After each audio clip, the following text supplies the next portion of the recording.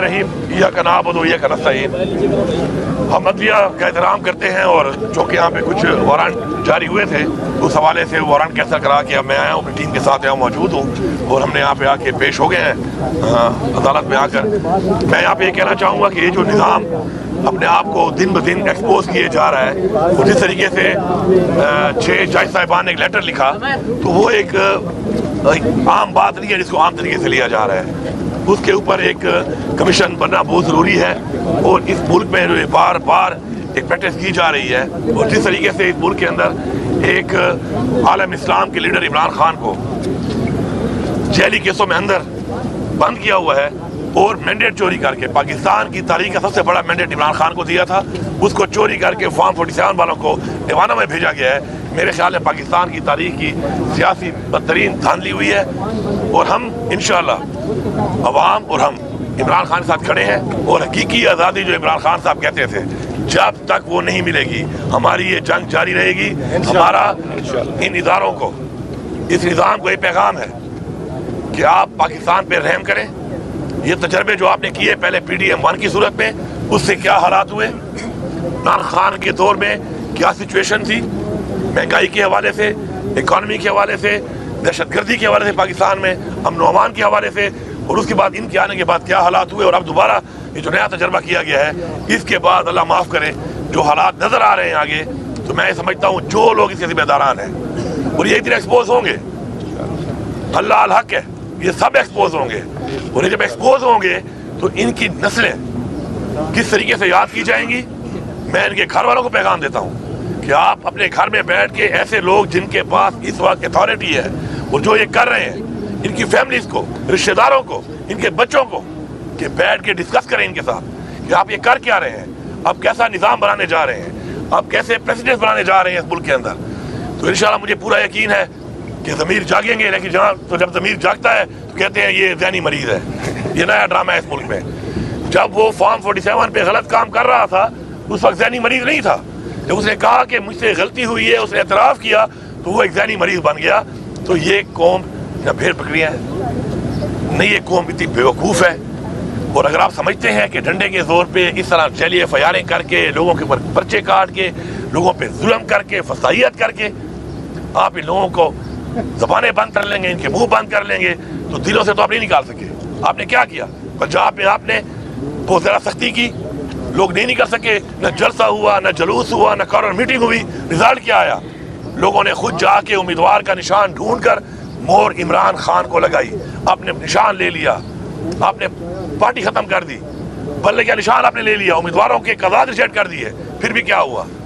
खुदा का वास्ता जागो। और मैं इमरान खान साहब को मुबारकबाद देता हूँ कि खान साहब आपकी हमेशा ख्वाहिश थी और ख्वाहिश है कि मेरी कौम जागे। खान साहब आपकी कौम जाग चुकी है और इंशाअल्लाह हकीकी आज़ादी हासिल करने तक ये कौम आपके साथ खड़ी है। इंशाअल्लाह बहुत जल्द इंशाअल्लाह इमरान खान बाहर भी होंगे, इमरान खान साहब इस मुल्क के वज़ीर आज़म भी होंगे और इंशाअल्लाह ये मुल्क उस रास्ते पे चलेगा जिस पे चलने के लिए हमारे बाप-दादा ने जानी और माली कुर्बानियाँ दी थी। गंडा साहब ये बताइएगा कि जब से आपने मनसब संभाला है वज़ारत आला का, उसके बाद आपकी 2-3 मुलाकातें हुई वज़ीर आज़म से, जिस पर इमरान खान ने एक खासी नाराज़गी का इज़हार किया कि आपको उनके साथ तस्वीर नहीं बनानी चाहिए। उसके बाद आपकी मुलाकात हुई खान साहब से, क्या इस पर कोई गुफ्तगू हुई? दूसरी बात यह कि इस वक्त जो खान साहब की जो राय की खबरें चल रही है, इसमें ये बताया जा रहा है कि आपका महज किरदार है और मीडिएशन के लिए आप कोर कमांडर से भी मिले और दीगर लोगों से भी आपकी बातचीत चल रही, इसमें क्या सलाह हुई? पहली बात तो ये है कि इमरान साहब, खान साहब की कोई नाराज़गी नहीं है इस बात के ऊपर।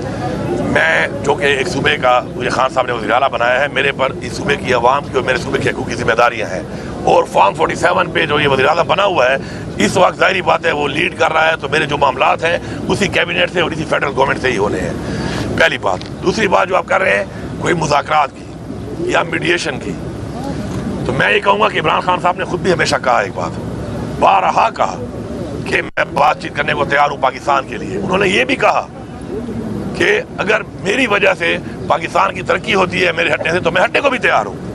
अब आपने बार बार देखा कि उन्होंने अपनी स्पीचेस में बार बार बताया, कौन को बताया, इदारों को बताया, जो कंसर्न लोग हैं उनको बताया। लेकिन अफसोसनाक बात यह है कि यहाँ पर जब प्लान बन जाते हैं, लंदन प्लान बन गया, कभी कोई प्लान बन गया, कभी कोई प्लान बन गया, ان پلانس کے اوپر جب ملک چلے گا اور کچھ فرد واحد، ادارے نہیں، کچھ فرد واحد جب اپنی ذات کے لیے اپنی ڈیل کے مطابق ملک کو چلائیں گے تو اس کا ایسا ہی انجام ہوتا ہے. باقی عمران خان کی جو رہائی کی بات ہے، ہم اس کے لیے پوری کوشش کر بھی رہے ہیں، ہم کریں گے بھی صحیح. ہماری ٹیمیں لگی ہوئی ہیں، سارے جیلی کیسز ہیں، ایکسپوز ہو رہا ہے یہ نظام، اور انشاءاللہ اللہ الحق ان کو مزید ایکسپوز کرے گا، اتنا ایکسپوز کرے گا کہ یہ منہ دکھانے کے نہیں رہیں گے.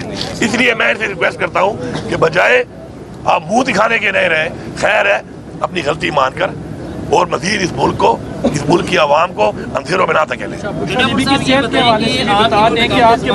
گرفتاری جاری ہوئی ہے، وہ تو آپ کی پارٹی کے اپنے لوگ تھے جنہوں نے آپ لوگوں کے خلاف جو وہ بیانات دیے ہیں عدالتوں میں. ان لوگوں کے لیے کیا میسیج ہے؟ 9 مئی کے بعد آپ عدالتوں کے اوپر بھی الزام تراشی کرتے رہے ہیں اور جو اہم تنصیبات تھی اس کے حوالے سے آپ کے اوپر بھی الزامات لگتے رہے ہیں، لیکن آپ کے اپنے لوگ آپ لوگوں کے خلاف بیان دیے جس کی وجہ سے آپ کے نقاب گرفتاری جاری ہے، ان کے لیے کیا میسیج ہے؟ پہلی بات تو یہ ہے کہ ان بیانات کا آپ کو اچھی طرح پتہ ہے کہ یہ بیانات کس بنیادوں پہ آئے ہیں، کس ٹارچر کے تحت آئے ہیں اور کس طرح آئے ہیں. دوسری بات ہے ججز نے جو لیٹر لکھا ہے اس کے بعد تو چیز ظاہر ہو چکی ہے، اوپن ہو چکی ہے کہ انہوں نے خود مان لیا کہ جی ہم نے دباؤ میں آ کر یہ فیصلے کیے ہیں. اور یہ فیصلے کس کے خلاف ہوئے؟ یہ تحریک انصاف کے خلاف ہوئے، یہ عمران خان کے خلاف ہوئے، یہ ہمارے ووٹر سپورٹر ہماری لیڈرشپ کے خلاف ہوئے.